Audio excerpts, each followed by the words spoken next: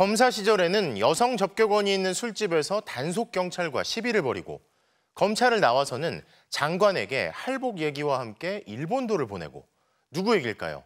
인권보호를 위한 독립기구인 국가인권위원회 김용원 상임위원회 여러 전력이 드러나 자질 논란이 확산되고 있습니다. 최근에는 인권단체와 기자들에게 인권 장사치, 쓰레기 기사를 쓴다와 같은 발언으로 논란을 일으킨 김 의원에게 인권단체들은 사퇴를 촉구했습니다. 보도에 이문현 기자입니다. 술집에 경찰과 취재진이 들이닥치자 남성 손님들과 여성 접객원들이 황급히 고개를 숙입니다. 지난 1990년 밀실 영업 단속에 나선 경찰과 동행 취재에 나선 KBS 취재진에 포착된 손님은 검사들이었습니다. 당시 검사들은 경찰 신분증부터 내놓으라고 요구하다 시비가 붙었는데 부산지검 김용원 검사도 일행 중 한 명이었습니다. 당시 김 검사는 이 사건으로 검찰총장에게 경고를 받았습니다. 하지만 김 검사는 2년 뒤 변호사로 개업해 책을 내면서 당시 상황을 괴한들이 쳐들어와 무비 카메라로 찍어대기 시작했다며 경찰과 취재진을 범죄자로 규정했습니다. 당시 김용원 검사가 현재 국가인권위원회 상임위원입니다.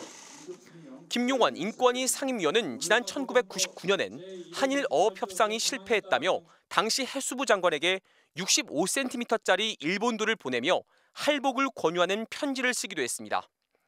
김용원 상임위원은 지난해 2월 인권위 후보추천위원회를 거쳐 대통령이 최종 임명했습니다.